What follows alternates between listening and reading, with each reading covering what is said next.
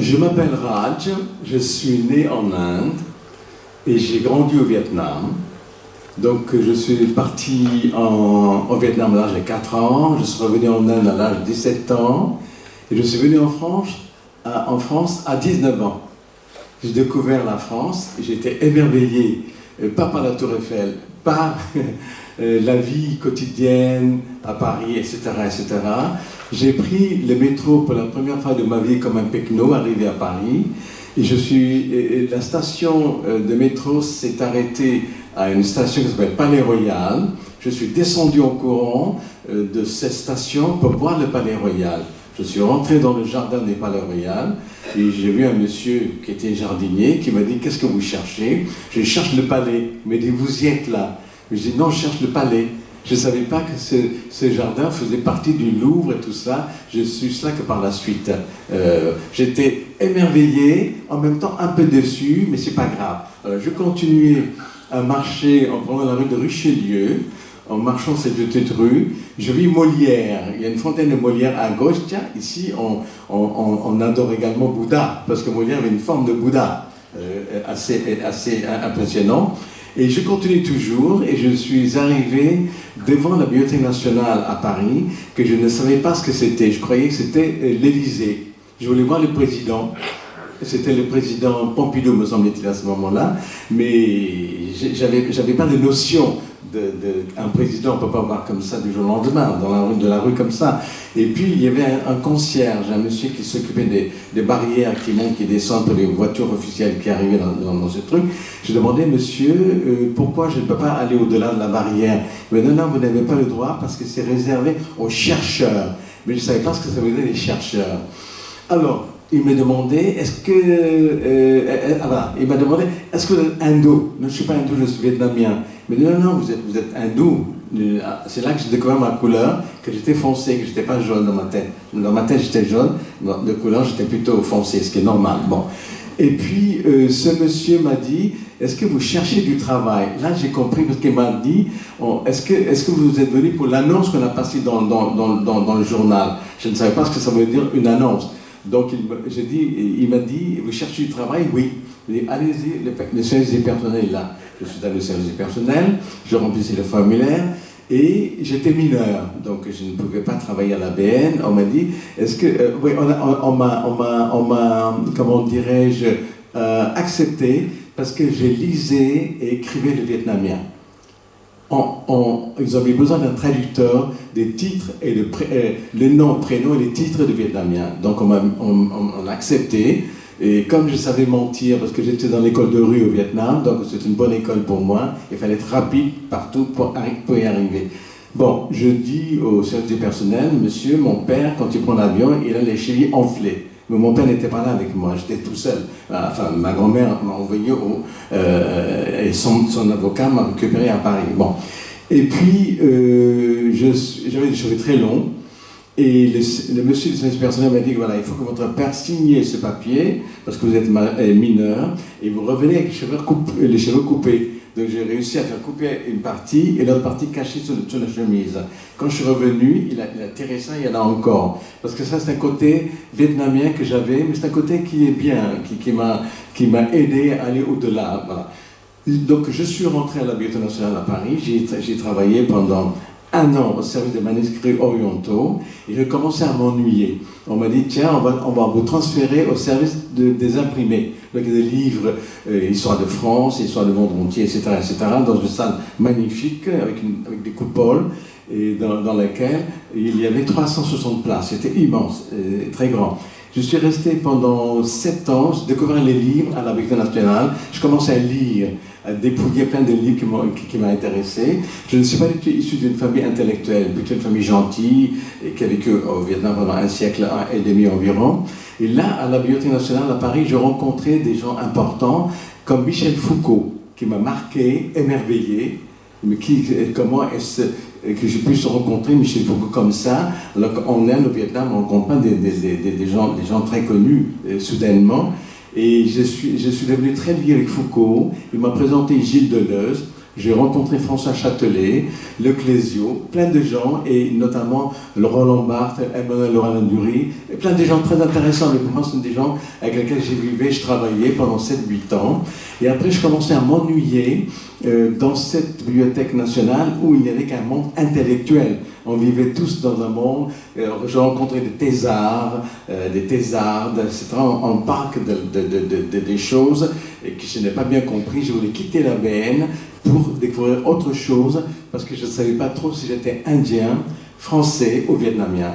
J'avais un problème d'identité. Qu'est-ce que je m'étais dit? Il faut que je retourne en Inde. Et comme par hasard, j'ai trouvé un travail intéressant à Katmandou, au Népal, à l'Institut français de Katmandou. On m'a engagé pour organiser la bibliothèque de ce centre de langue. Et c'est une petite bibliothèque où il y avait peut-être 25 ou 30 000 titres, c'était rien pour moi, où je travaillais pendant 1 an. Et ensuite, j'ai rencontré des alpinistes et des randonneurs, etc., qui ne connaissaient pas la culture du Népal ni du Tibet. Ils venaient sans culture, sans regard, sans recherche. Et je m'étais dit qu'il faut que je fasse quelque chose ici, monter une librairie française afin que ces gens puissent lire. Donc finalement, pour monter une librairie française, ce n'était pas évident. Il fallait que je trouve des moyens financiers. Donc je m'étais dit, le travail que j'ai fait à l'Institut français de Katmandou ne m'apportait pas grand-chose. Donc par chance, j'ai pu devenir par accident organisateur de voyage. Et pour une agence de voyage française qui se situait à Paris à cette époque-là, en face de la Sorbonne, qui s'appelait Delta Voyage, qui a été dirigée par des avant-gardistes ex-68 ans, avec des idées très intéressantes qui m'intéressaient. Faire un voyage pas comme un autre déjà il y a 30-35 ans. Vous voyez, aujourd'hui c'est devenu très banal, à prendre un avion, partir par-ci par-là. Bon. Et ensuite, avec l'argent que j'ai pu gagner dans ce domaine, je suis devenu spécialiste de trekking, monter des randonnées jusqu'au camp de base de l'Everest. Et j'ai travaillé pendant 6-7 ans dans ce domaine. Après, je suis devenu conseiller, conseiller touristique pour tout le sous-continent indien jusqu'à Sri Lanka. Et qui m'a permis de gagner un peu d'argent. Donc j'ai monté une librairie française à Katmandou. La première librairie française au Népal en 78 est orientaliste, c'est-à-dire les livres sur le Népal, le Tibet, la Birmanie et l'Inde. Pourquoi? Parce que j'ai dit à ces jeunes randonneurs ou les alpinistes, vous savez, le cerveau c'est là, ce n'est pas au mollet. Donc j'ai essayé d'aider ces gens-là pour lire un peu. Finalement, cette librairie est devenue très célèbre et dont certains chercheurs du CNRS, des tibétologues, des spécialistes du Népal, qui ont fréquenté également, qui m'ont dit Raj, il y a plein de choses à faire dans ce pays, il faut qu'ils publient tel ouvrage qui sont épuisés. Donc ils m'ont aidé à connaître davantage le Népal sur le plan littéraire et sur le plan, comment dirais-je, civilisation et société. Voilà. Donc j'ai fini par publier un livre très important, un livre clé pour le Népal, qui s'appelle, écrit par Sylvain Lévy, qui était un sanskritiste au Collège de France en 1905, qui a été invité par la famille monarque du Népal à étudier sur les temples hindouistes à Katmandou et dans la vallée de Katmandou, qui a écrit un livre qui s'appelait Le Népal, une étude historique d'un royaume népalais. Donc j'ai publié ce livre-là il y a 35 ans pour la première fois. Ensuite, j'ai rencontré des gens, Mathieu Ricard, que j'ai rencontré aussi à l'époque, il habite toujours là-bas d'ailleurs. Mathieu m'a dit, pourquoi tu n'essaies pas de publier des livres? Oui, pourquoi pas Mathieu, mais il faudra des moyens pour cela. Donc, au fur et à mesure, je suis parti, j'ai accompagné beaucoup de voyages dans le sous-continent indien pour gagner beaucoup d'argent pour monter une maison d'édition. Là, j'ai rencontré Elisabeth, mon épouse à l'époque. On n'était pas mariés, dans ma librairie à Katmandou. Elle faisait un doctorat des Chinois, et moi je parle vietnamien couramment, et aujourd'hui je n'écris plus comme avant, ni lire. Je parle couramment. Et on a eu cette passion de monter une maison d'édition sur l'Asie. Donc on a monté ensemble cette maison d'édition il y a 30 ans et on publie des livres sur toute l'Asie, notamment dans le domaine de civilisation, société, littérature, roman,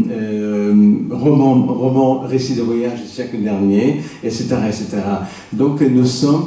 Mais ce qui est intéressant aussi, j'ai eu la chance de rencontrer Alain Danielou, le grand indianiste français, qui m'a beaucoup aidé dans les années 80 à découvrir l'Inde que je ne connaissais pas. Il m'a dit, écoute, il faut que tu lises tel ouvrage que j'ai écrit. J'ai lu ces livres qui m'ont permis de découvrir ce pays. Je me suis imprégné en Inde sur le plan littéraire et essayer de faire des choses afin de partager avec les gens qui voyagent. Et quand j'accompagnais des voyages touristiques, je venais à Paris récupérer mon groupe de 30 personnes et j'achetais beaucoup de livres chez les éditeurs, donc Gallimard, Fayard & Co, mais toujours sur l'Inde. Et je vendais mes livres dans les librairies, dans chaque hôtel en Inde, parce qu'on descendait dans des 5 étoiles, et je donnais tous mes livres à un libraire. Les libraires vendaient à mon groupe, parce que je ne voulais pas avoir de relations argent directement avec mon groupe. Donc, comme on parlait beaucoup de sujets de l'Inde, donc les gens finissaient par voyager, et au fur et à mesure, pendant le temps qui passe, je suis devenu assez connu dans le monde touristique à Paris. J'étais très demandé, parce que je devenais plutôt un conférencier qu'un organisateur de voyage classique et banal. Donc ainsi, j'ai réussi à monter une petite maison d'édition au bout de 30 ans maintenant. Et maintenant, je suis basé à Sète, et je suis content d'avoir quitté Paris pour venir vivre dans ce petit bled qui s'appelle Sète, où j'ai pas mal de projets futurs dans cette partie du sud de la France. Voilà. Et voilà, mon voyage et ma découverte. Ce que j'aime dans ce genre de monde, c'est les gens et les pays, les langues et les cultures. Donc j'essaie de vivre, j'ai 4 cultures, mais j'essaie de vivre ces 4 cultures avec avoir une harmonie et un humanisme envers toutes les autres cultures. Donc je suis très ouvert à toutes les cultures de la Terre. Vous m'envoyez en Suède, je vais des Suédois. M'envoyez en Afrique, je vais des Africains. Partout. Je n'ai pas de problème d'adaptation. Et j'aime ce monde. Je suis émerveillé d'avoir la chance de vivre dans ce monde aujourd'hui. Et voilà, c'est tout ce que j'ai à vous dire. Et si vous avez des questions à poser, n'hésitez pas. Je ne veux pas être plus long que ça. Merci. Merci.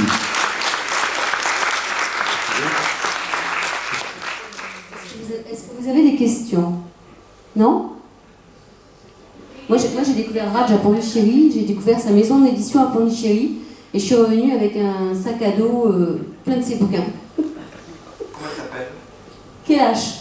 Ça s'appelle Kailash Édition. Kailash est le nom d'une montagne sacrée qui se situe à l'ouest du Tibet. Pourquoi j'ai pris le nom Kailash? C'est intéressant parce que Kailash a une histoire, la montagne Kailash, une histoire très très riche.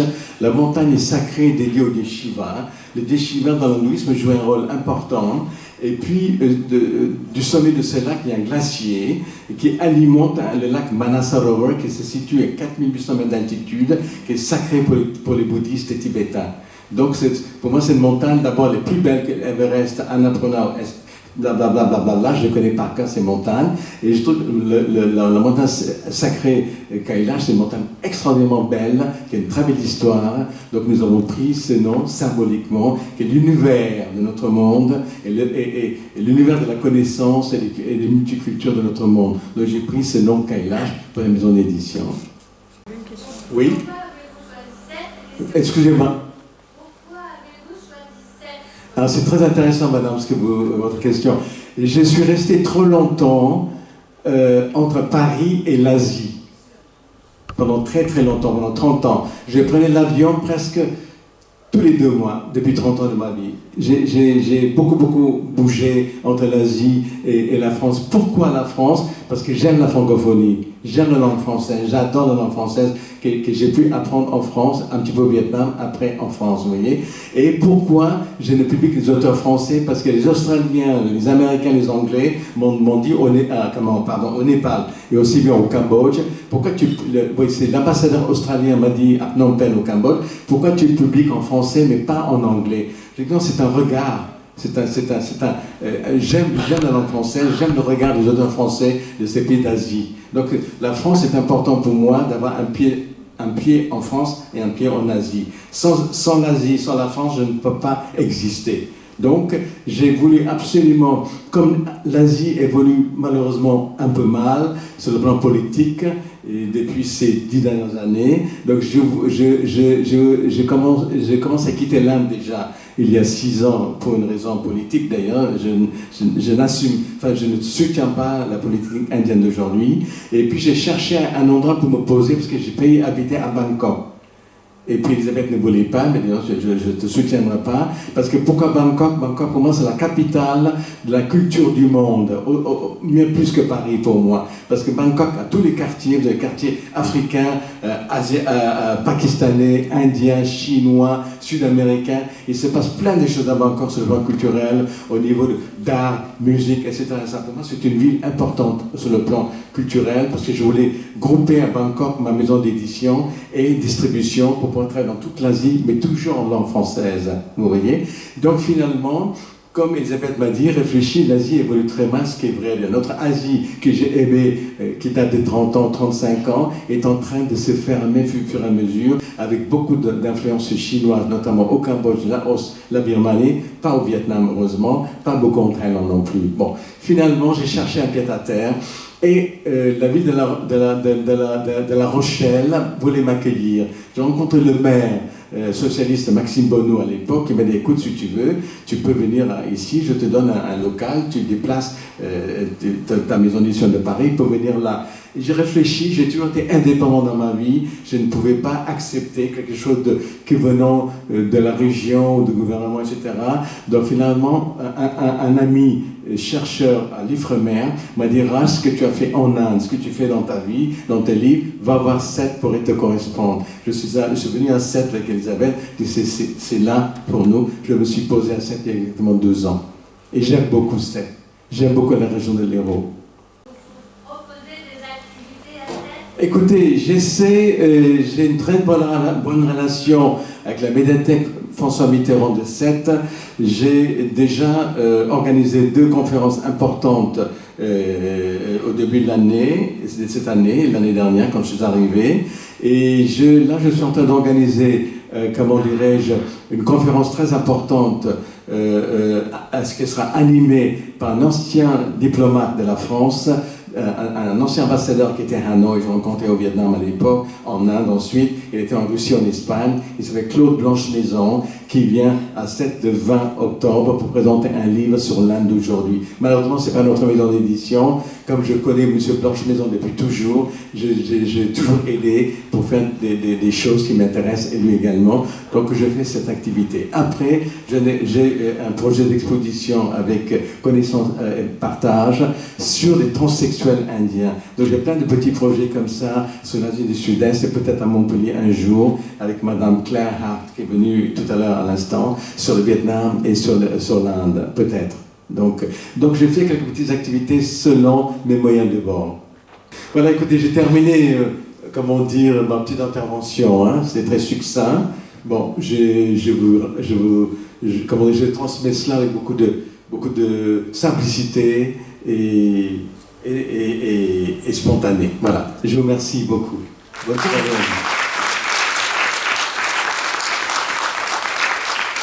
Les livres sont conçus, sont faits avec des papiers recyclés provenant d'écorces d'arbres et de vêtements usés. Et la couverture est traitée en sérigraphie. Ça fait un livre-objet.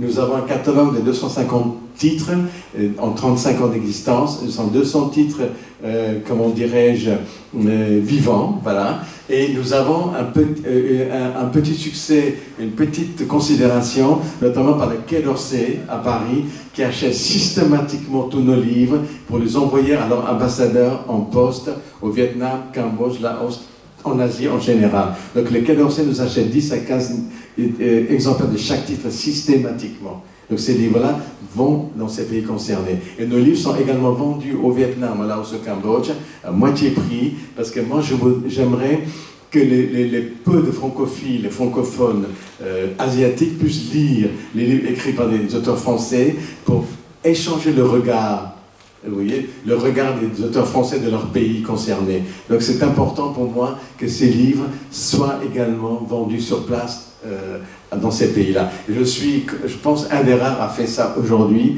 parce que je ne m'inquiète pas le fait qu'il me paye ou ne me paye pas. Ce n'est pas important. Ce qui est important, que le livre circule en Asie. Donc je fais la francophonie de moi-même. Donc je ne suis pas aidé, je ne cherche pas, je ne veux pas, je ne cherche pas. Je fais ça de ma manière et d'échanger, de promouvoir la francophonie en Asie. Voilà. Donc nos livres sont très beaux. Si vous n'habitez pas loin d'ici, je vous inviterai à aller à 7, où il y a notre librairie là-bas, numéro 1, quai Rhin Danube. Et la carte de visite est là. Je souhaite toucher les livres, c'est intéressant. C'est vraiment très intéressant. Puis vous avez un contact avec nos livres. Voilà. Bonsoir. Merci.